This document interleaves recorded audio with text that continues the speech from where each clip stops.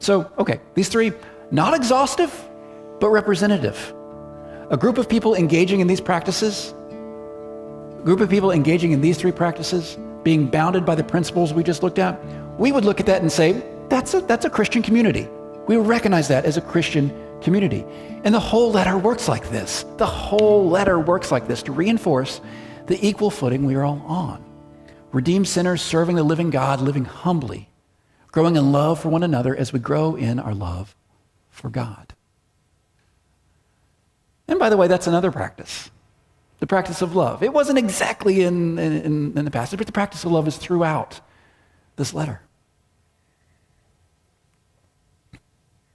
But what's interesting to me is what's not in this passage. What's not anywhere in this letter of John's.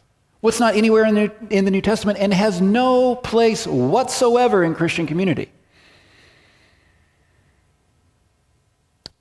One thing is the primacy of any one race or ethnic group, or for that matter, the innate depravity of any one race or ethnic group.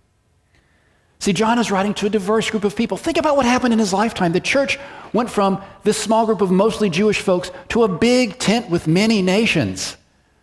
Wow. Second is the primacy of a particular cultural practice or form of expression. Now, this was important because as the church did expand, it adapted. It adapted to different cultures and expressions in local communities while maintaining these principles and these practices.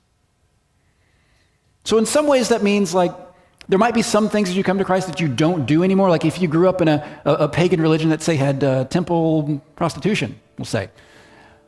You're not doing that anymore in the church.